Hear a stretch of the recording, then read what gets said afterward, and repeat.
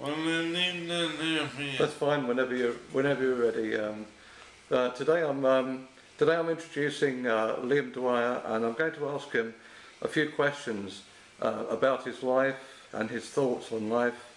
And we'll start with question number one, Liam. What motivates you to spread the word about MND? The biggest motivation for me has to be the lack of awareness for this disease. The MND Association has to raise the cash to meet the shortfall for government services because people die from this disease so fast without getting the right equipment. I consider myself lucky, surviving so long, so there is no point in sitting back and feeling sorry for myself when people with this disease are dying around me. Can you give me some little known facts about MND, please, Liam? MND has no known cause or cure. In 1874 the first case was diagnosed, and for sufferers like me we are no further on in finding a cure. 5 people get MND every day in the UK alone. The average lifespan is 14 months. Is there any sign of a cure on the horizon for people with MND? Despite all the research for motor neurone disease around the world, also known as Lou Gehrig's disease or ALS, there is no cure in the near future. Even if there were, it would still be years before it would be approved to filter down to the patients. Motor neurone disease is on the rise in the UK, and that's a known fact.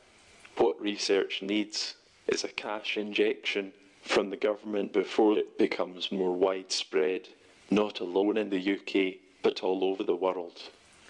Thank you, Liam. I know that you've used the railway to travel. Do you feel that public transport has improved? Speaking as a Southern Rail user, the improvements which they have made is amazing for wheelchair users. Every year, they are opening new lifts at stations. This is good for everyone, not just the disabled. What I have found about Southern Rail is they listen and are willing to improve in any way they can to make travel easy. That's really good to hear, Liam. Have you noticed any other changes to facilities in recent years? The changes are happening, although very slow, I feel. Local councils need to carry out work as standard, and not just when their back is in a corner. What I mean by that is, it has taken 2 years, despite almost turning my wheelchair over, and a petition from all the residents in the road, just to get a footpath suitable for purpose. The footpath was so narrow that I could not get all my wheels of the wheelchair on the path. You have mums and dads pushing young children in buggies, and old people using the path, all finding it hard. The dropped curbs had a step anything from 50 millimetres to 75 millimetres. That's obviously quite a barrier there, Liam. But do you think that non-disabled people have a better understanding of disability since the London 2012 Paralympic Games?